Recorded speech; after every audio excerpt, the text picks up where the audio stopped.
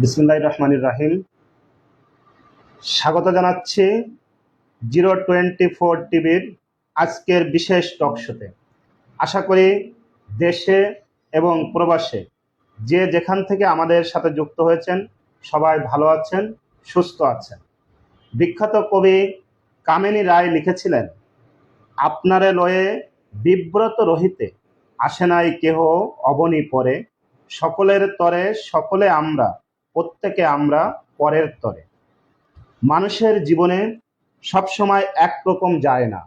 কখনো কখনো আমাদের জীবনে এমন কিছু কালো মেঘ বা সংকট নেমে আসে যখন চারপাশটা অন্ধকার মনে হয়, কিন্তু সেই ঘন অন্ধকারেই কিছু মানুষ আমাদের জীবনে আলো হয়ে আসেন। তারা কোনো সুপার হিরো নন, আমাদের চারপাশেরই সাধারণ কিছু মানুষ, কিন্তু তাদের কাজগুলো অসাধারণ। নিজেদের সুখ স্বাচ্ছন্দ্য ভুলে কখনো জীবনের ঝুঁকি নিয়ে তারা ছুটে যান সংকটে পড়া মানুষের দ্বারে দ্বারে, যেন একজন আলোর ফেরিওয়ালা। আজকে আমাদের টকশোর মূল বিষয় আলোর ফেরিওয়ালা, সংকটে পাশে দাঁড়ানোর গল্প। আজকের স্টুডিওতে আমাদের সাথে এমন কিছু মানুষ আমন্ত্রিত হয়েছেন যারা করোনাকালীন সংকট, সাম্প্রতিক বন্যা কিংবা যে কোনো সামাজিক দুর্যোগে নিজেদের উজাড় করে দিয়েছেন মানুষের সেবায়। আমার ডানে অতিথি হিসাবে উপস্থিত আছেন নড়াইল মানবিক কল্যাণ সংস্থার সম্মানিত প্রতিষ্ঠাতা সভাপতি সৈয়দ আবিদুর রহমান। আমার বামে উপস্থিত আছেন বাংলাদেশ ব্লাড ডোনার ফাউন্ডেশনের কেন্দ্রীয় নির্বাহী পরিষদের সম্মানিত সভাপতি জনাব তামিম ইসলাম শাহীন। অতিথিদেরকে আমাদের 024 টিভিতে স্টুডিওতে স্বাগত জানাচ্ছি। আমি সর্বপ্রথম আপনাদের কাছে আমার প্রথম প্রশ্ন, যখন চারদিকে একটা ভয় বা সংকটের পরিবেশ থাকে, তখন নিজের সুরক্ষার কথা না ভেবে মানুষের জন্য রাস্তায় নেমে পড়ার বা পাশে দাঁড়ানোর এই অনুপ্রেরণাটা আপনারা কোথা থেকে পান? আমি শুরুতে নড়াইল মানবিক কল্যাণ সংস্থার প্রতিষ্ঠাতা সভাপতি জনাব সৈয়দ আবিদুর রহমান সাহেবের কাছে যাচ্ছি। ধন্যবাদ। বিসমিল্লাহির রহমানির রহিম। 024 টিভি কর্তৃক আয়োজিত আজকের এই টক শোতে যারা দেখছেন এবং শুনছেন সবাইকে জানাই ধন্যবাদ। সেই সাথে ধন্যবাদ জানাই 024 টিভির যারা আজকে এরকম সুন্দর একটি আয়োজন করেছেন, সেই প্রতিষ্ঠানের যারা দায়িত্বে রয়েছেন সবাইকে আমার প্রাণপ্রিয় সংগঠন নড়াইল মানবিক কল্যাণ সংস্থার পক্ষ থেকে জানাই রক্তিম শুভেচ্ছা অভিনন্দন। উপস্থাপক সাহেব একটি প্রশ্ন করেছেন, আসলে আমরা মানুষ হচ্ছে একটি শ্রেষ্ঠ সেরা জীব, যেটাকে বলে আশরাফুল মাখলুকাত। আসলে আমরা অনেকে মনে করি যে আমাদের যে একটি লম্বা একটা জীবন, এই জীবনটা শুধুমাত্র খেয়ে পরে সুন্দরভাবে বেঁচে থাকার জন্য নয়।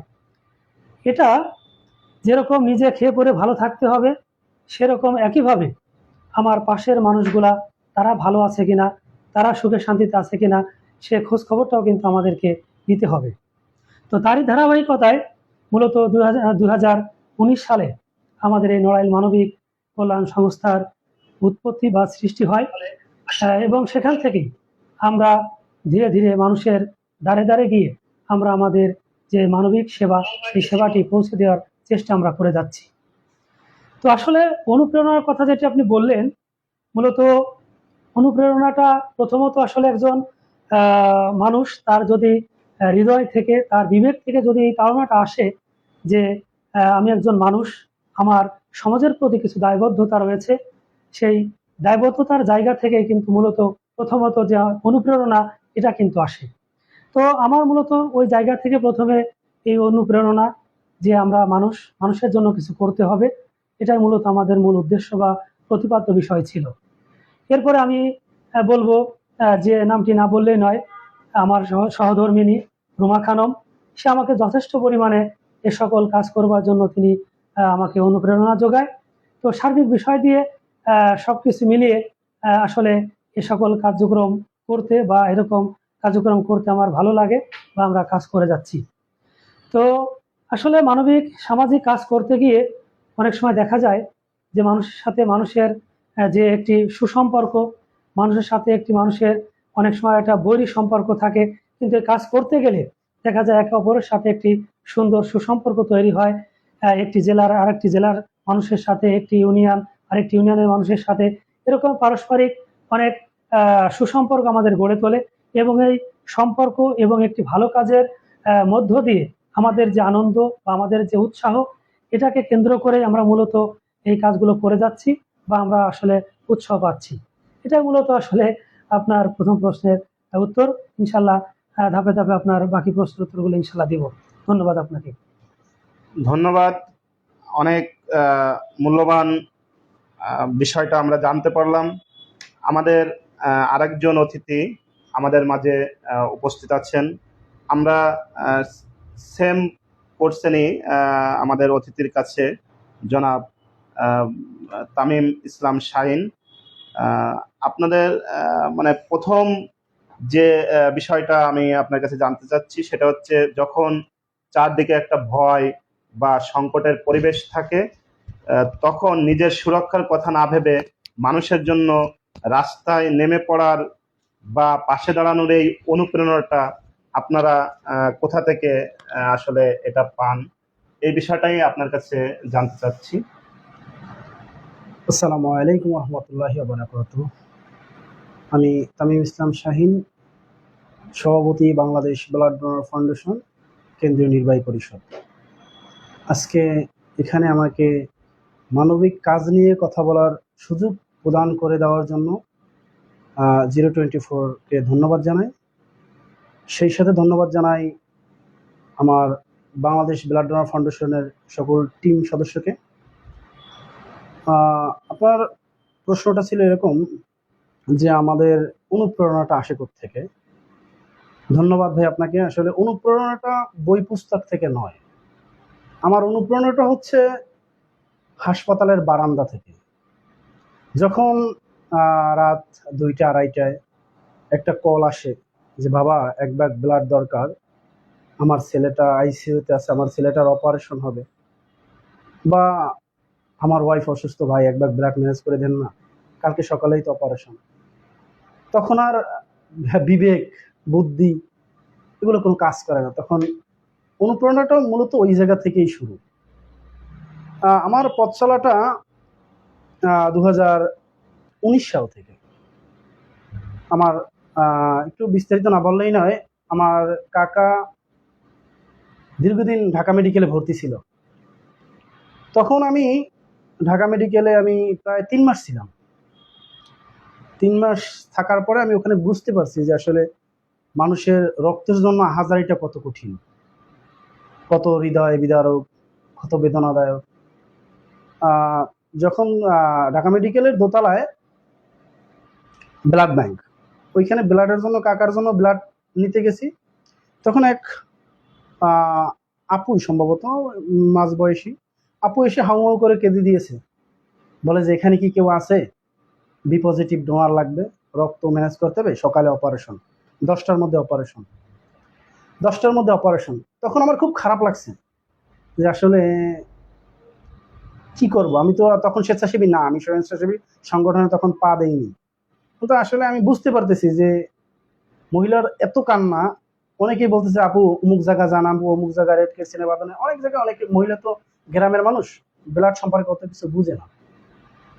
তখন ঘন্টাখানেক পরে আইসা বলে কি যে সে মারা গেছে। তখন ভিতরটা এত কষ্ট লাগছে যে আসলে একটা মানুষ, দেখেন, তার ব্লাডের অভাবে সে মারা গেল। অথচ কোরআনে উল্লেখ আছে, সূরা মায়েদার মধ্যে লেখা আছে যে যে ব্যক্তি একটা জীবন বাঁচালো সেজন্য একটা সমগ্র মানব জাতিকে বাঁচালো। আসলে এই কোরআনের আয়াতটাই আমার জীবনের সার্টিফিকেট। ওই থেকেই পথ চলা শুরু। আর ইনশাআল্লাহ আপনাদের দোয়া এখন পর্যন্ত আমি এই স্বেচ্ছাসেবী সংগঠনেই যুক্ত আছি এবং ব্লাড নিয়ে কাজ করতেছি। আসলে এটাই আমার আসলে পথ চলা এবং অনুপ্রেরণা। সত্যিকার অর্থে যে পথহারা, ঘরহারা, ক্ষুধার্ত মানুষের পাশে দাঁড়ানোর যে অভিজ্ঞতা, এটা আসলে এই যে অনুভূতি, এই অনুভূতি আসলে কোনোভাবেই প্রকাশ করে শেষ করা যায় না। বা এই অনুভূতিটা আসলে অনুভব করার জন্য এটা বলে আসলে কাউকে বোঝানো যায় না। যারা এই পথে কাজ না করে তারা আসলে বোঝে না। আসলে এই মানবিক কাজটা একটা মানে যারা মানবিক কাজ করে তাদের কেমন যেন একটা নেশায় পরিণত হয়। সে কর্মজীবনে থাকে, চাকরি করে, ব্যবসা করে, বাণিজ্য করে, রাজনীতি করে, যাই করে, কিন্তু যারা মানুষের সেবা করে সত্যিকার অর্থে তাদের মনটা সবসময় মানুষের তরেই পড়ে থাকে।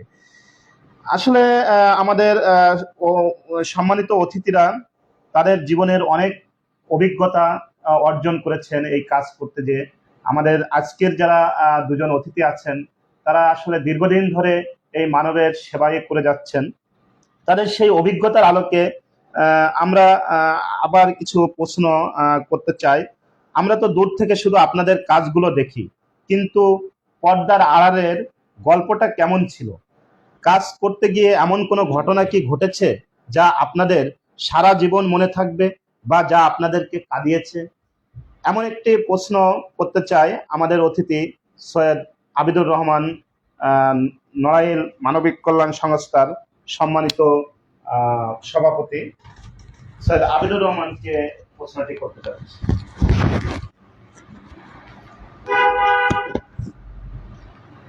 ধন্যবাদ।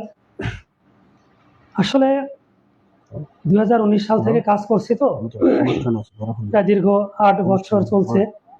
তো এর মধ্যে অনেক গল্প, অনেক অভিজ্ঞতা অর্জন হয়েছে। বিশেষ করে আসলে আমরা 2019 সালে যখন আমাদের এই কার্যক্রমটা শুরু করি, মূলত আমাদের কয়েকটা বন্ধু এবং কয়েকটি ছোট ভাই মিলে আমরা মিরপুরে, অর্থাৎ ঢাকার মিরপুরে আমরা চিন্তা ভাবনা করি যে আমাদের গ্রাম থেকে যারা হতদরিদ্র লোক ঢাকাতে আসে, এসে বিভিন্ন চিকিৎসা নিতে বিড়ম্বনায় পড়ে, এবং এলাকায় বিভিন্ন মেধাবী শিক্ষার্থীরা যারা শিক্ষা উপকরণের প্রয়োজনীয়তার কারণে তাদের প্রয়োজনীয় শিক্ষাটা তারা গ্রহণ করতে পারছে না, এরকম বিভিন্ন বিষয়গুলো নিয়ে আমরা প্রথমে চিন্তা ভাবনা করি যে আমরা একটি মানবিক সংগঠন করব, এবং সে মানবিক সংগঠনের মধ্য দিয়ে আমরা মানুষের দ্বারে আমাদের যে মানবিক মূল্যবোধ বা আমাদের যে মানবিক কাজগুলো সেগুলো আমরা পৌঁছে দিব। তো তারই ধারাবাহিকতা আমরা যখন শুরু করেছিলাম, তো তখন আমরা বিভিন্ন সময়ে আমাদের যারা প্রথমে শুরু করেছি তাদেরকে হারিয়েছি বিভিন্ন কারণে। তারপরে আবার অনেকে নতুন করে আসছে। এভাবে নতুন পুরাতনের সংমিশ্রণ করে আমরা আজ অবধি পর্যন্ত মানুষের পাশে কাজ করার চেষ্টা করে যাচ্ছি। যেহেতু আমাদের এটি একটি বেসরকারি সংস্থা, তো সেই ক্ষেত্রে আমাদের তো ওইভাবে আসলে ফান্ডিং এর ব্যবস্থা নেই। তো যার কারণে আমরা আমাদের নিজস্ব অর্থায়নে আমাদের কিছু উপদেষ্টা মণ্ডলী এবং আমাদের পৃষ্ঠপোষক বৃন্দ এবং আমাদের যারা সদস্যবৃন্দ আছেন, আমরা কিন্তু বাইরের কারো কাছ থেকে আমরা কোনো টাকা পয়সা নিই না। শুধুমাত্র আমাদের যে সংগঠন, এই সংগঠনের প্রত্যেকটি কমিটির যে সকল নেতৃবৃন্দ আছেন সকলে নিজস্ব অর্থায়নে আমাদের এই সংগঠনটি মূলত আমরা চালিয়ে আসছি। তো এর মধ্যেও আমরা প্রায় 550-র উপরে আমরা টিউবওয়েল স্থাপনা করেছি আমাদের নড়াইল জেলার বিভিন্ন অঞ্চলে। তারপরে আমরা কিছু সেলাই মেশিন আমরা বিতরণ করেছি। আমাদের লাহুরিয়া ইউনিয়নে আমরা কিছু সোলার স্টিক আমরা দিয়েছি, এবং কিছুদিন আগে আমাদের সাংগঠনিক সম্পাদক মতিউর রহমান ভাইয়ের নেতৃত্বে ওনার দিঘলিয়া ইউনিয়নে সেখানেও বিদ্যুতের বিভিন্ন লাইটিং এর ব্যবস্থা করেছেন। তো এভাবে আমরা মানবিক যে কাজগুলো আছে, শিক্ষা, চিকিৎসা সহ যেগুলা মানুষের কর্মসংস্থানের ব্যবস্থা করে দেওয়া যায়, অনেকে আমরা ভ্যানের ব্যবস্থা করে দিয়েছি, কাউকে একটা সেলাই মেশিনের ব্যবস্থা করে দিয়েছি। এরকম দেখা গিয়েছে যে এসবের কারণে একটি মানুষ একটি কর্মসংস্থানের ব্যবস্থা করেছেন, তার মধ্য দিয়ে তার সংসার চলছে। আমরা মনে করি যে একটি মানুষ যখন আমাদের মাধ্যমে সে স্বাবলম্বী হচ্ছে, তো এই স্বাবলম্বীর মধ্য দিয়ে তার একটি পরিবারে 4 থেকে 5 জন সংসারে চলছে বা তাদের ইনকাম চলছে, তখনই আমাদের কাছে কাছে আসলে ভালো লাগে যে আমাদের সংগঠন এরকম একটি কাজ করতে পেরেছে বিদায় আজ এরকম একটি 5টি সদস্যের একটি পরিবার চলতে পারছে। তো এভাবে আমরা আসলে আমাদের বাস্তব অভিজ্ঞতা নিয়ে আমরা একে অপরের সাথে সম্পৃক্ততা রেখে আমরা কাজ করে যাচ্ছি। তবে সবচেয়ে একটি বড় অভিজ্ঞতার বিষয় সেটি হচ্ছে 2000 সম্ভবত 14 কি 15 সালের দিকে হবে, আমরা আহ, কুষ্টিয়াতে আমরা গিয়েছিলাম। এটা অবশ্য আমার এই সংগঠনে করার আগে আরেকটি সংগঠনে। তো সেখানে এমন একটি দুর্গম এলাকায় আমরা গিয়েছিলাম শীতের সময়। আমরা 500 কম্বল নিয়ে গিয়েছিলাম সেখানে বিতরণ করবার জন্য। তো সেখানে আমরা গিয়ে মানুষের যে দুর্দশার অবস্থা আমরা দেখেছি যে সেটা আসলে অকল্পনীয়। এবং সামান্য একটি কম্বল পেয়ে তারা যে আনন্দ এবং তারা যে আবেগালুপ্ত হয়েছিল সেটি দেখে আমাদের কাছে আসলে মানে খারাপ লেগেছিল যে সামান্য একটি কম্বল পেয়ে এলাকার লোক এতটা খুশি হচ্ছে বা এতটা তারা আনন্দিত হচ্ছে যে না জানি তাদের জন্য যদি আমরা আরো ভালো কিছু করতে পারতাম তাহলে এরা আরো ভালো কিছু পেত। তো এই যে যে মানুষের সামান্য দানেও অনেকে ভালো ভালো উৎসাহ উদ্দীপনা যোগাচ্ছে, এই জায়গা থেকেও আমাদের এই কাজ করার যে শক্তি বা কাজ করার যে অভিজ্ঞতা এটাকে আমাদেরকে আরো অনুপ্রাণিত করছে। এই ধারাবাহিকতায় আমরা ইনশাল্লাহ মানুষের পাশে আমাদের সামর্থ্য অনুযায়ী যতটুকু পারার বা করার আমরা করে যাচ্ছি। ইনশাল্লাহ আমরা ততটুকু করে যাব। যেহেতু আমাদের আগেই বলেছি এটি একটি বেসরকারি সংস্থা, তো সেক্ষেত্রে আমাদেরকে একটি গণ্ডির ভিতরে থেকে আমাদেরকে কাজ করতে হয়। তো ইনশাল্লাহ এভাবে আমরা এগিয়ে যাচ্ছি, আপনারা দোয়া করবেন তাদের সামনের দিকে আমরা আরো ভালো কিছু করতে পারি। ধন্যবাদ। প্রিয় দর্শক শ্রোতা মণ্ডলী, আমাদের অনুষ্ঠানটি যে যেখান থেকে দেখছেন 024 টিভির আজকের এই লাইভ অনুষ্ঠানটি আপনারা শেয়ার করে দেশের এবং বিদেশের সারা বিশ্বের মানুষকে দেখার সুযোগ করে দিন। এটি একটি খুবই গুরুত্বপূর্ণ একটি বিষয়ে আজকের লাইভ অনুষ্ঠানটি হচ্ছে। আসলে মানবতা যেখানে ধুকে ধুকে মরে সেখানে মানবতার ফেরিওয়ালারা এগিয়ে আসে। মানবতার ফেরিওয়ালারা বেঁচে আছে বলেই এই সমাজ ব্যবস্থা টিকে আছে। তা না হলে আমরা আসলে যারা অসহায় দুস্থ মানুষ, এই দুস্থ মানুষের পাশে দাঁড়ানোর জন্য আমরা বিভিন্ন সময় বিভিন্ন সংগঠন দেখতে পাই, বিভিন্ন সময় ব্যক্তি উদ্যোগেও মানুষ এগিয়ে আসে। আমি আসলে ছোট্ট একটি গল্পই বলতে হয়, যেহেতু আমাদের এটা টক শো, পরস্পর পরস্পর আলোচনার মাধ্যমে আমরা জাতিকে সচেতন করতে চাই, সচেতনতা বৃদ্ধি করতে চাই। ছাত্র জীবনে আমরা টিফিনের টাকা এক জায়গায় করে আমরা একটা ছাত্র সংগঠনের মাধ্যমে সে সময় আইলার সময় কয়রার একটি দুর্গম এরিয়ায় আমরা গিয়েছিলাম একটা ট্রলার নিয়ে। তা আমাদের আসলে একটা ফিক্সড একটা অ্যামাউন্ট ছিল, কিছু কম্বল ছিল আর কিছু বস্ত্র ছিল। এগুলা নিয়ে মূলত ওই প্রান্তে একবারে নদী পাশেই সুন্দরবন, তার মাঝ দিয়ে বিশাল বড় নদী, এই নদীর পাশেই এই জনপদের বসবাস। সেখানে আমরা সব কম্বলগুলো এবং আমাদের যে অর্থগুলো আমরা কালেকশন করে নিয়ে গেছিলাম সেই অর্থগুলো আমাদের সব শেষ হয়ে গেছে। কিন্তু তারপরেও অনেক মানুষ আসতেছে, আমাদের প্রত্যেকের পকেটে যা ছিল সেই পকেটের টাকাটাও আমরা মানুষের কাছে দিচ্ছি, কিন্তু ওই মানুষগুলি, ওই অসহায় মানুষগুলোর যে ওই টাকা 5 টাকা 10 টাকা 100 টাকা বা 50 টাকা পেয়ে সেই মানুষের মুখের যে হাসিটা, এই হাসিটা আসলে আপনি অন্য কোনোভাবেই আপনি এটা বুঝতে পারবেন না বা নিতে পারবেন না। এই মানবতার কাজটা আসলে একটা খুবই আমাদের এই সমাজের জন্য এটা খুবই প্রয়োজন। আমি আমাদের আরেকজন অতিথি আছেন, তার কাছে আমি আসলে জানতে চাচ্ছি যে আমরা তো আসলে দূর থেকে শুধু আপনাদের কাজগুলো দেখি, কিন্তু পর্দার আড়ালের গল্পটা আসলে কেমন ছিল? কাজ করতে গিয়ে এমন কোনো ঘটনা কি ঘটেছে যা আপনাদের সারা জীবন মনে থাকবে বা যা আপনাদেরকে কাঁদিয়েছে?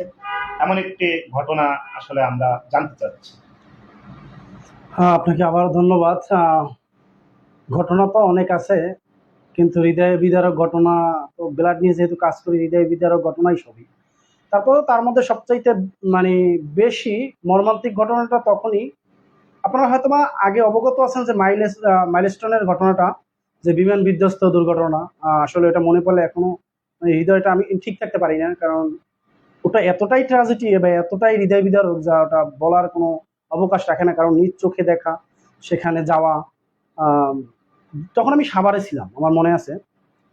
যখন আমি দেখি প্রথম যে আসলে এটা বিমান বিধ্বস্ত হইলো, সেখানে অগণিত শিশু আহ, যাইতেছে, একের পর এক প্রাণ যাইতেছে। তখন সাভার থেকে আমার বাইক ছিল না, আমি পাঠাও নিয়ে সরাসরি আমি গেলাম উত্তরায়, মাইলস্টোনে গেলাম। ওইখানে গিয়ে দেখি যে ভিতরে ঢুকতে দিচ্ছে না। তো আমার সাথে একটা স্বেচ্ছাসেবী কার্ড সবসময় থাকে। তখন আমি ঢাকা বিভাগের সভাপতি ছিলাম, বেলাডেরই ঢাকা বিভাগের সভাপতি। বা আমি প্রথম জেলায় ছিলাম, পরে ঢাকা বিভাগে, পরে কেন্দ্রে। আহ, ঢাকা বিভাগে যখন ছিলাম তখন আমি দৌড়ে গেলাম, গিয়ে আমি সাথে সাথে আমাদের যারা আছে ব্লাড যোদ্ধা, আমার সহযোদ্ধারা, তাদেরকে ফোন দিলাম। দুরজা মোহাম্মদ সানি ছিল, তারপর রিয়াত হোসেন পাটোয়ারি ছিল, এদেরকে ফোন দিয়ে স্ব স্থানে নিয়েছি। নেওয়ার পরে আমি, মনে আছে আমার একটা লিস্ট ছিল, এরকম একটা লিস্ট ছিল, 300 নাম্বারে আমরা ফোন দিয়েছি ওই দিন, যে ভাই বি পজিটিভ ব্লাড লাগে। সবচেয়ে পজিটিভ ব্লাডগুলো তো রেয়ার পাওয়া যায়, তো এখানে অনেকেই এগিয়ে আসছে, কিন্তু নেগেটিভ ব্লাডগুলো খুব রেয়ার ছিল, যেমন বি নেগেটিভ, ও নেগেটিভ। আমরা সাথে সাথে ওই ডোনা রুগীর সাথে সাথে, মনে আছে, 2টা রুগীর সাথেই আমরা চলে আসছি, বার্নে গেছি, বার্ন ইউনিটে গিয়ে তারপর সেখানে ডোনা নিয়ে গেছি, আবার দিয়েছি। রিয়াত হোসেন পাটোয়ারি ছিল, ওদেরকে পাঠাই দিতাম, আমি ম্যানেজ করতাম, ওদেরকে ডোনা নিয়ে পাঠাই দিতাম। তখন আসলে সামনাসামনি চোখ থেকে দেখেছি যে আসলে কতটা কষ্ট। আমি প্রথমেই ধন্যবাদ জানাতে চাই বাংলাদেশ ব্লাড ডোনার ফাউন্ডেশনের প্রতিষ্ঠাতা জনাব আবু সুফিয়ান শাকিল ভাইকে, যার হাত ধরে আমার এই স্বেচ্ছাসেবী অঙ্গনে আসা। তিনি আমাকে প্রথমে জেলায় নিয়েছেন, পরে বিভাগে, পরে কেন্দ্রে। তার সংগঠনটা আমার হাতে তুলে দিয়ে বলেছিলেন যে ভাই, আপনি একটু আপনার মতো করে চালান। আসলে আমরা এমন একটা পরিস্থিতি আসছি যে বর্তমান যুগে আমরা কোন পেশায় লাভজনক, কোন পেশায় আর্ন বেশি, আমরা সেই পেশাটাকেই চুজ করি। মানব সেবা তো দিন দিন হারিয়ে যাচ্ছে। কারণ ভাই দেখবেন, বিনামূল্যের ফ্রি জিনিসের কদর কম, ফ্রি জিনিসের মূল্যায়ন কম, মূল্যায়ন থাকে না বললেই চলে। দেখেন কতভাবে টাকা ইনকাম করা যায়। ছোট ছোট কন্টেন্ট ক্রিয়েট বা ভিডিও বানিয়ে এইসব টাকা ইনকাম করতেছে। রাত জেগে ফোন রিসিভ করে, ব্লাড ডোনার ম্যানেজ করে জায়গায় পৌঁছে দেওয়া, এটা বড় একটা কষ্টসাধ্য ব্যাপার। এখানে কোনো পারিশ্রমিক নেই, কোনো টাকা পয়সার লেনদেন নাই। আমরা শুধু আল্লাহর হস্তে মানব সেবায় কাজ করি, নিজের আত্মতৃপ্তির জন্য এবং একটু সম্মানের জন্য। তো ওইটাই আমার জীবনের সবচাইতে ট্র্যাজেডি ঘটনা। এরপর আমি তো ম্যাক্সিমাম টাইমে আমরা হসপিটালে দৌড়দৌড়ি করে থাকি।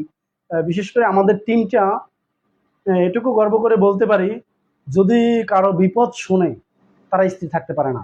তারা মানে যথাসাধ্য চেষ্টা করে এক ব্যাগ ব্লাড ম্যানেজ করে দেওয়ার জন্য। আমাদের কিন্তু টার্গেট একটাই, যেন আমাদের টার্গেট এটা যে কোনো ব্যক্তি যেন ব্লাড বাগর, মানে ব্লাড ছাড়া যেন মারা যায়। আসলে এইভাবেই কিন্তু আমরা আগাচ্ছি, কিন্তু হয়তো অনেক ক্ষেত্রে হয় না। প্রতিদিন অনেক ব্লাডের রিকোয়েস্ট আসে, এত ব্লাড তো আমাদের সংগ্রহ থাকে না। অনেক কাছের ভাই বন্ধু আত্মীয় স্বজন সবাই কিন্তু কল দেয় যে ভাই এক ব্যাগ ব্লাড লাগবে। আসলে যখন দিতে পারি না তখন নিজের কাছে খারাপ লাগে, এবং আমরা কিন্তু বিভিন্ন প্রশ্নের সম্মুখীন হই যে ভাই আপনারা কিসের সংগঠন চালান, ব্লাড দিতে পারেন না ম্যানেজ করে। ভাই আপনার মতো তো সবাই ফোন দেয়, সবাইকে আমরা রেসপন্স করতে হয়, কয়জনকে পারি বলেন? আপনার কাছে আমার একটা প্রশ্ন ভাই, এইখানে আইসা টকশোতে আইসা আপনার কাছে আমার একটা প্রশ্ন রইল যে ভাই, আপনি কি কখনো ব্লাড দিয়েছেন? আপনি যদি একজন ব্লাড যোদ্ধা হয়ে থাকেন, তাহলে আপনার জানা উচিত যে এক ব্যাগ ব্লাড ম্যানেজ করতে কতটা কষ্ট হয়। ঠিক ভাই, আমরাও কিন্তু ততটুকু এতটা কষ্ট করি এক ব্যাগ ব্লাড ম্যানেজের জন্য। অতএব আপনারা সবাই স্বেচ্ছাসেবী হন, কারণ প্রত্যেকটা ঘরে ঘরে স্বেচ্ছাসেবী দরকার। কথাগুলো আজকে হয়তো বা সুযোগ পাবো না, তাই এখানেই বলি, যেহেতু এটা মিডিয়ায় প্রচার হচ্ছে। ব্লাড, আপনার যদি ঘরে একজন যোদ্ধা তৈরি হন, তবে দেখবেন আপনার পরিবারটা কিন্তু আপনার উপর ডিপেন্ডেন্ট। আপনি যদি আপনার সমাজের একটা দায়িত্ব নেন, আপনার সমাজটা কিন্তু আপনার উপর ডিপেন্ডেন্ট। তারা ভাববে যে না, অমুক ছেলেটা তো ব্লাড নিয়ে কাজ করে, তার কাছে গেলে ব্লাড পাওয়া যাবে। আপনার পরিবার, আপনার মা, আপনার বোন, আপনার ভাই, আপনার ভাগ্নি, সবাই মনে করবে যে না, ও তো আছে আমার পরিবারে, ও তো ব্লাড ম্যানেজ করতে পারবে। এখন সবাই যদি ভাই গোটা কয়েকজন মানুষের উপর নির্ভরশীল হই, তবে কিন্তু আপনারা যথাসাধ্য চেষ্টা করেও পাবেন না কাঙ্ক্ষিত ফলাফল। প্রতি বছর বাংলাদেশে প্রায় 12 লক্ষ ব্যাগ ব্লাড লাগে। এখানে কিন্তু 30% স্বেচ্ছায় হয়, আর যে 70% বারান্দার আনাচে কানাচে, হাসপাতালে বারান্দার আনাচে কানাচে ঘুরে বেড়ায়, ব্লাড পায় না সঠিকভাবে, এই আত্মীয় স্বজন দেয়, কারো বা কাছের লোক দেয়, এভাবে তো ভাই ব্লাড খুব কষ্টসাধ্য। দেখেন হাতে গোনা কয়েকটা সংগঠন রেজিস্ট্রেশনভুক্ত, আমরা যারা কাজ করি এখন পর্যন্ত আমরা রেজিস্ট্রেশনও পাইনি। আমরা কিন্তু যথেষ্ট চেষ্টা করতেছি, অনেকবার কাগজ আমরা জমাও দিয়েছি, এখন চেষ্টা করি, বাকিটা আল্লাহ ভরসা। তা আমার উদাত্ত আহ্বান থাকবে, আপনারা এগিয়ে আসুন, আপনারা স্বেচ্ছাসেবী তৈরি হন, তাহলে দেখবেন যে আমাদের এই ক্ষুদ্র প্রয়াসে যে দেখবেন যে আসলে এগুলো থাকবে না, এই গ্যাপটা থাকবে না। আমরা সবাই দেখবেন যে ব্লাড যদি যোদ্ধা হয়ে যায়, তবে আর ব্লাডের অভাবে কেউ মারা যাবে আমার মনে হয় না। সবাইকে আমার আহ্বান যে আসেন, ভালো ভালো কাজ আপনাদের আমরা উপহার দিই। এবং আমরা কিন্তু আরো একটা কাজ করি, আপনারা হয়তো বা জানেন না, বাংলাদেশ ব্লাড ডোনার ফাউন্ডেশন শুধু ব্লাড নিয়ে কাজ করে না, এটি পথ শিশুদের একবেলা খাবারের ব্যবস্থা করি। প্রতি মাসে আমরা পথ শিশুদের মাঝে একবেলা খাবার বিতরণ করি। আর বিশেষ করে রমজানে ইফতার বিতরণ, ঈদের সময় আমরা ঈদ সামগ্রী পাঠিয়ে দেই, বন্যার্তদের মাঝে সাহায্য প্রদান করি। আমাদের কিন্তু বাইরের কোনো অনুদান আসে না। আমাদের অনুদান কিভাবে আসে? আমাদের অনুদানগুলো আসে আমাদের নিজেদের মধ্যেই। আমরা একটা টাকা রাখি, যে 100-200 যে যা পারে ওইভাবেই আমরা অনুদানগুলো করি। আমাদের একটা কেন্দ্রীয় উপদেষ্টা পরিষদ আছে, তারাও আমাদের কিছু হেল্প করে, আমরা এভাবেই করি। আমাদের কিন্তু অন্য কোথাও কোনো ফান্ড নেই। তারপর আপনারা যদি এগিয়ে আসেন ভাই, টাকা দিয়েই যে সাহায্য করতে হয় এমনটা না। আপনার মেধা, আপনার বুদ্ধি, আপনার একটা জ্ঞানমূলক কথা আমাদের জন্য অনেক কিছু। আসেন, আমাদেরকে পাশে দাঁড়ান, আমাদের সাহায্য করেন, আমরা আপনাদেরকে নিয়ে পথ চলি। ধন্যবাদ ভাই। প্রিয় দর্শক শ্রোতা মণ্ডলী, আমরা আসলে একটা সংকটকালীন সময়ে কাজ করা কতটা চ্যালেঞ্জ, বিশেষ করে ফান্ড বা লজিস্টিক সাপোর্ট জোগাড় করা, আবার নিজেদের পরিবারকে বুঝিয়ে সেই কাজে নামা। যদি আমরা মনে করি যে করোনাকালীন সময়ে ঘরের বাইরে পরিবার দিতে চায় না, সেই সময়ে যখন করোনা রোগীদের পাশে গেলে আবার নিজেও করোনা আক্রান্ত হওয়ার সম্ভাবনা থাকে।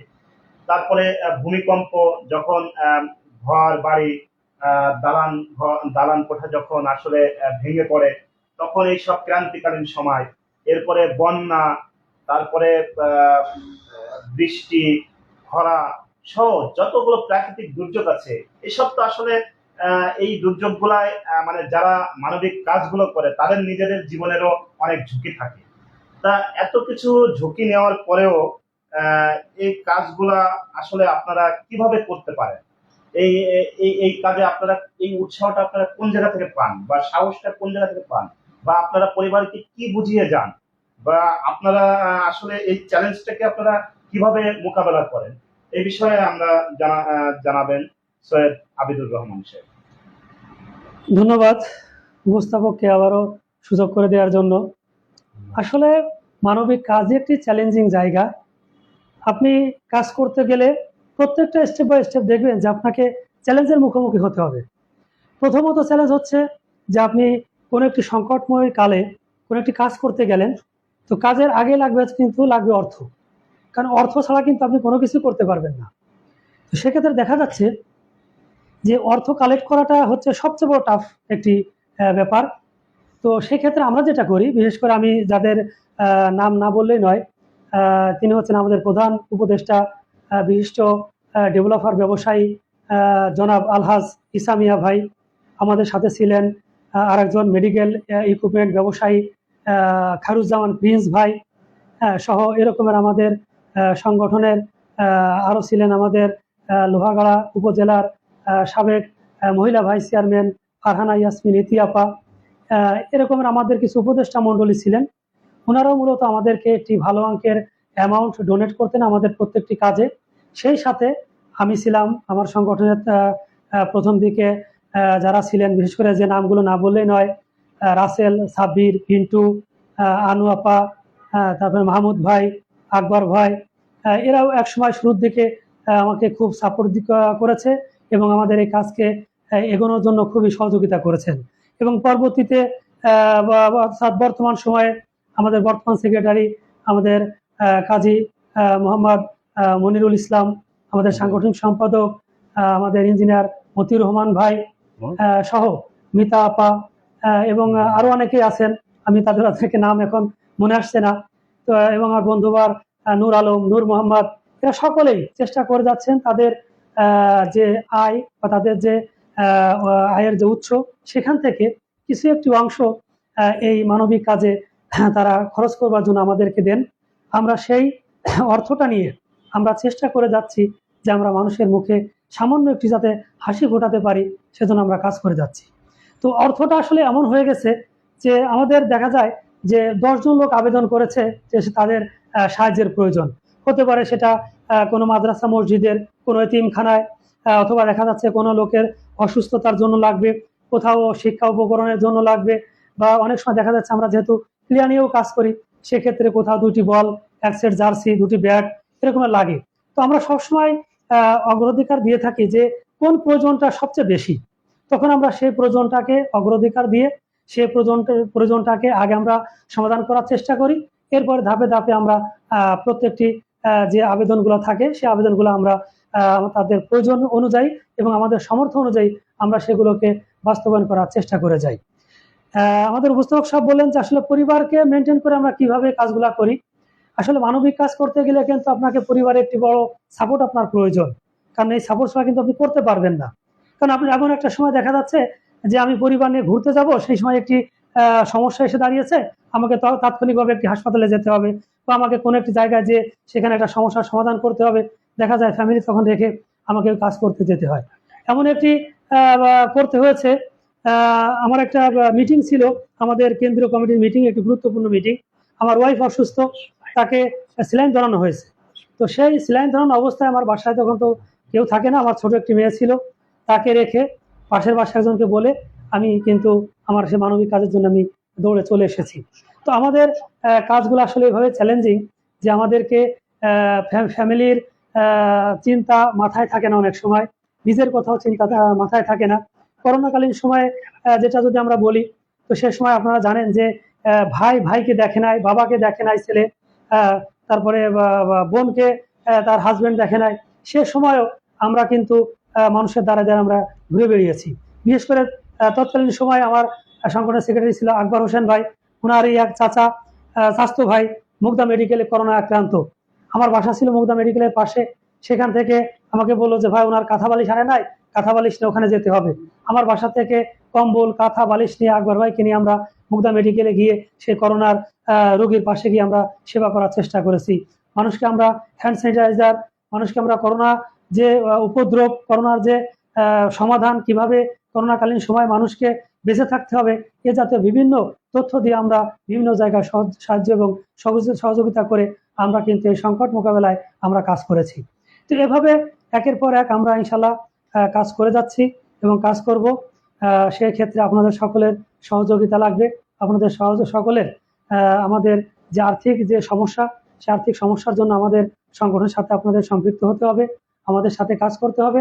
তাহলে পরে আমরা আরো সুন্দর সুন্দর কাজ, আরো সুন্দর সুন্দর যে অভিজ্ঞতা, সেগুলো আমরা আপনাদের সাথে শেয়ার করতে পারবো এবং কাজ করতে পারবো। বিশেষ করে ব্লাড ডোনার নিয়ে একটু কথা বলি। যেহেতু আমি বাংলাদেশ ব্লাড ডোনার ফাউন্ডেশনেরও একজন প্রধান উপদেষ্টা হিসাবে প্রায় 7 বছর কাজ করে যাচ্ছি। তো আমাদের এই ছেলেরা এবং মেয়েরা অত্যন্ত কঠোর পরিশ্রমী। এরা যেভাবে মানুষের রক্তের প্রয়োজনে ছুটে যায় হাসপাতালে, ক্লিনিকে বা বিভিন্ন জায়গায়, দেখা যায় যে এরা যখন ওখানে রক্ত দিয়ে আসে, রক্ত দেওয়ার আগে খুব খোঁজ খবর নেয় এই যাদের রক্তের প্রয়োজন হয়। কিন্তু রক্ত যখন দেয়া হয়ে যায়, তখন ওই রক্ত যোদ্ধার কি অবস্থা, শারীরিক কন্ডিশন কি, সে কি বাড়িতে যেতে পারবে কিনা, সে আসা যাওয়ার জন্য তার কাছে পকেটে খরচের টাকাটা আছে কিনা, সেটাও কিন্তু তারা দেখে না। আমাদের অনেক ডোনাররা আছে যারা মেসে থাকে, মেসে থেকে তাদের পকেটে কিন্তু টাকা থাকে না, একজনের কাছে ধার করে নিয়ে কিন্তু তারা রক্ত দিতে হাসপাতালে যায়। তো আমি যারা রক্ত নেন, আমি আপনাদেরকে আদত্ত আহ্বান জানাবো যে সেটা হচ্ছে যে যারা রক্ত দেয় এদের ব্যাপারে আপনারা একটু খোঁজ নেবেন যে ছেলেটা রক্ত দেওয়ার পরে তার অবস্থা কি, শারীরিক অবস্থা কি, তাকে তার বাসায় বা তার মেসে যাওয়ার মতো অর্থকড়ি তার কাছে আছে কিনা, এগুলো একটু খোঁজ খবর নিয়ে তাদেরকে সহযোগিতা করবেন, তাহলে আমাদের আরো কাজ করতে সুবিধা হবে। ধন্যবাদ সবাইকে, ভালো থাকবেন। সুস্থ থাকবেন। আচ্ছা, শুভরাত্রি। আমরা আসলে আমাদের সম্মানিত অতিথি একজন কমেন্ট করেছেন, রুমা খানম, রুমা, যে মনে হয় আমাদের সম্মানিত অতিথির সহধর্মিণী। তা আমি যে প্রশ্ন করছি এখানে, যে পরিবার কিভাবে আপনাকে সমর্থন দেয়, আমরা মনে করি যে এই সেই মহিষী নারী যিনি আপনাকে আম, পাশে মনে হয় সবসময় আপনার সময় দেয়।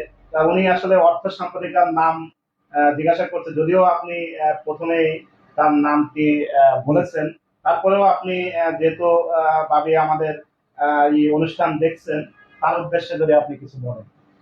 না, আমি আসলে আগেই বলেছি যে আপনি একটি কাজ করতে গেলে অবশ্যই আপনার কিন্তু পারিবারিক সাপোর্টটা খুবই প্রয়োজন।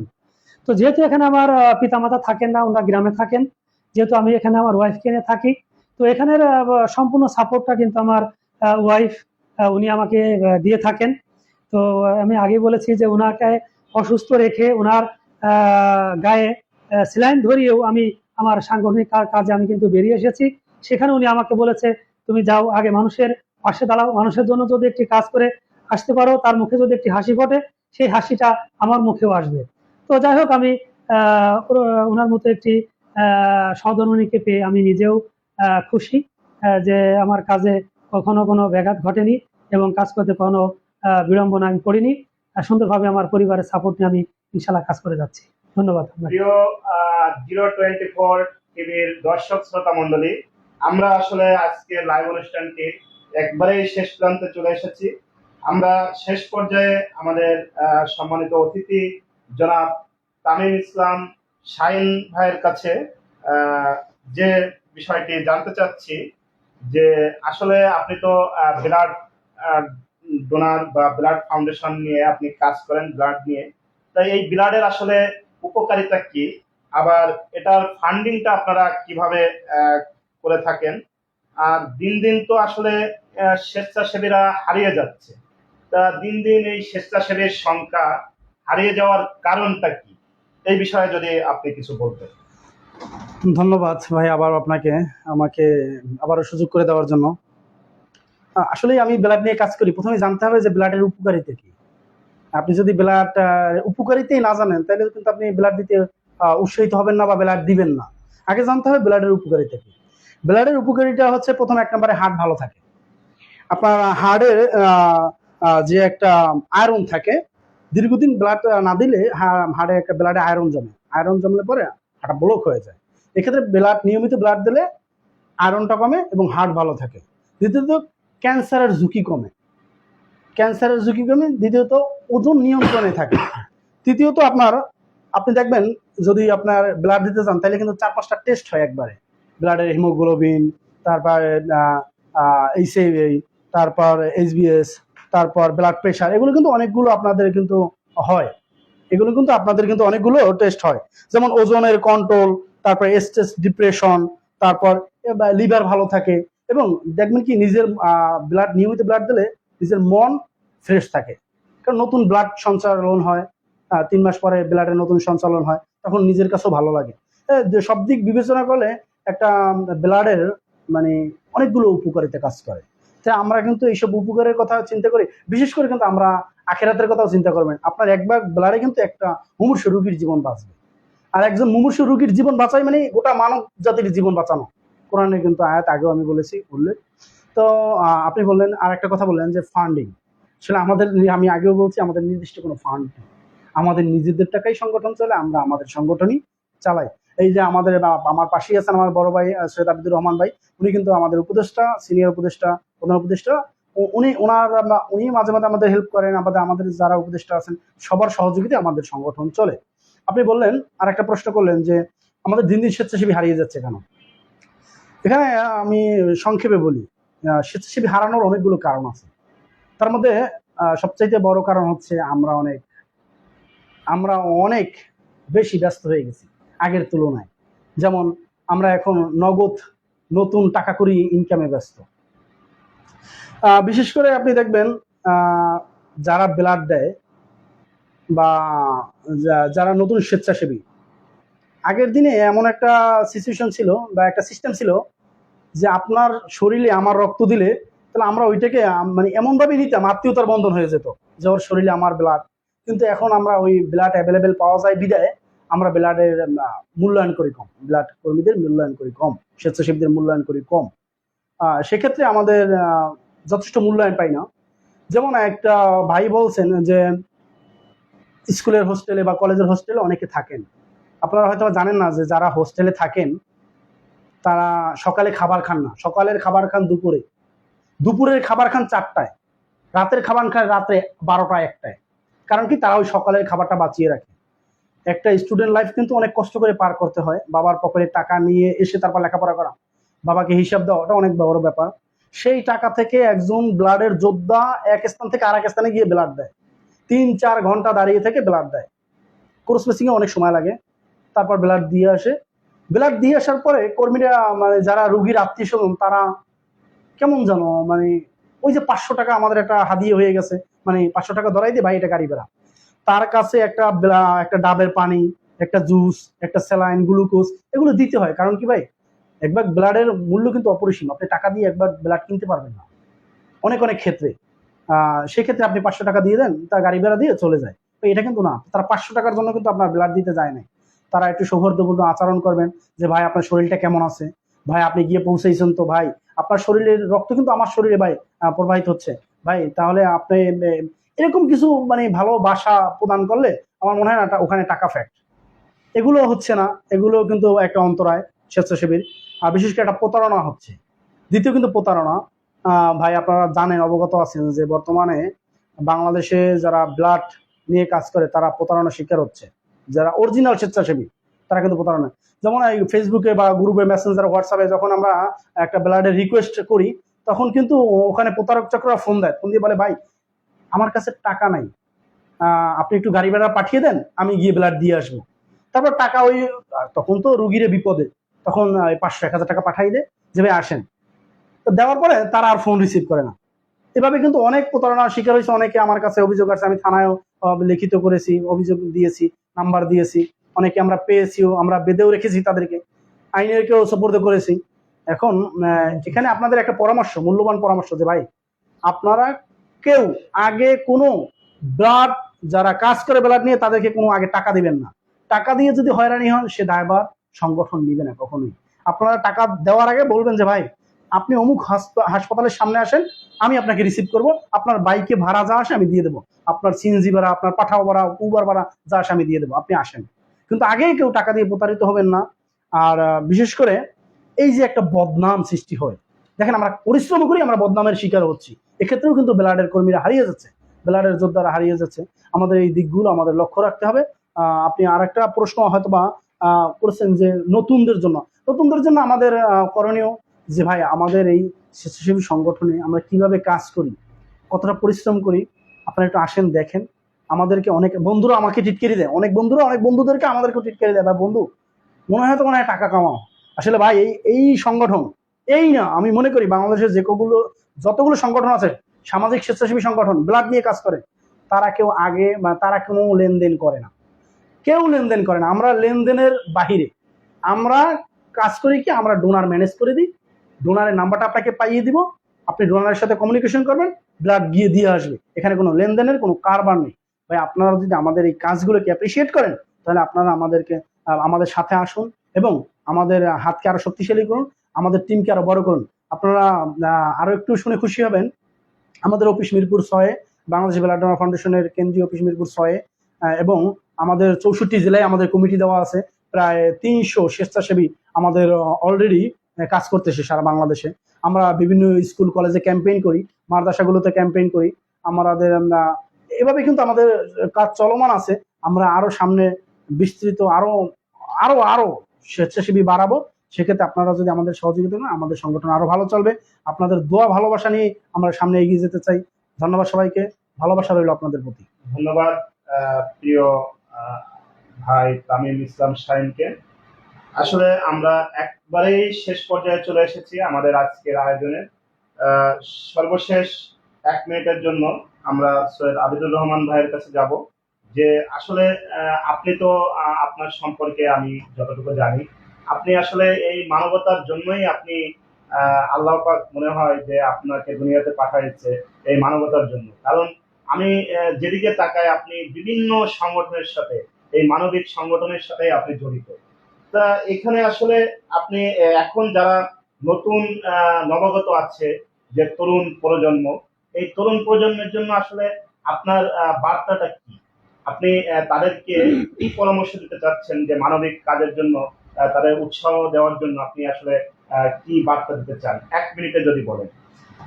ধন্যবাদ সর্বশেষে আমাকে আবারও সুযোগ করে দেওয়ার জন্য।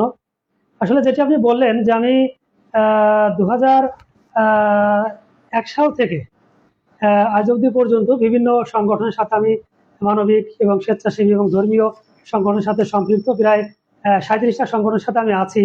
তো এই সংগঠনের সাথে কাজ করতে গিয়ে আমার আসলে অনেক অভিজ্ঞতা, অনেক পরিশ্রম বা অনেক ত্যাগ তিতিক্ষার মধ্য দিয়ে আমি কাজ করে এসেছি। তো নতুন প্রজন্মের যারা আসছে তাদেরকে আমি এটি বলবো যে আসলে দেখেন যে আজ আমি মানবিক কাজের সাথে সম্পৃক্ত আছি বা কাজ করেছি বিদায় আজ কিন্তু আমাকে এই টেলিভিশনের এই পর্দা আপনারা দেখছেন বা আমাকে আপনারা ডেকেছেন। এটার একটি কারণ সেটি হচ্ছে যে আমি মানবিক কাজের সাথে আছি বা কাজ করে যাচ্ছি, যেটি আপনাদের দৃষ্টিতে পড়েছে বা আপনাদের কাছে ভালো লেগেছে। তা আমি এটি বলবো যে নতুন যারা আছেন আপনারা কাজ করুন। আপনার কাজের মধ্য দিয়ে একসময় দেখবেন আপনি সমাজে একটি প্রতিষ্ঠিত ব্যক্তি হতে পেরেছেন। আপনাকে মানুষে ভালোবাসবে, মানুষে আপনাকে ভালো বলবে। এখন যে রকমের আমি বিভিন্ন জায়গায় গেলে অনেক পরিচিতি আমার আছে, একটি জেলায় বা একটি বিভাগে গেলে সেখানে আমার সংগঠনের সকল নেতৃবৃন্দের সাথে দেখা হয়, কথা হয়, তাদের সাথে যে ভালোবাসা এটা আসলে অপরিসীম। এই ভালোবাসা আপনি টাকা দিয়ে কখনো পাবেন না, রাজনীতি করেও পাবেন না। তো আমি বলবো যে নতুন প্রজন্মে যারা আছেন আসুন মানবিক হই, আমরা মানবিক কাজের সাথে সম্পৃক্ত থাকি, মানবিক কাজগুলা করি। এই মানবিক কাজই আমাদেরকে একসময় মানুষের মাঝে একটি বড় পরিচয় বহন করে আনবে। এটি আমার সর্বশেষ বার্তা। সবাই ভালো থাকবেন, ধন্যবাদ, শুভরাত্রি।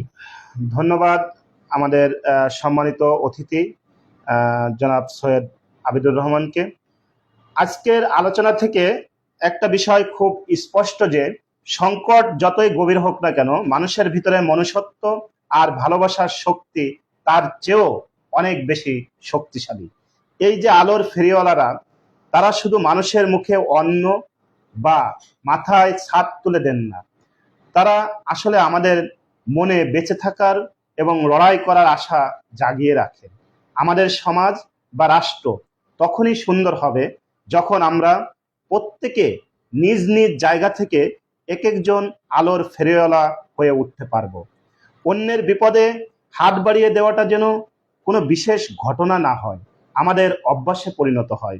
আজকের মতো আমাদের টক শো এখানেই শেষ করতে হচ্ছে।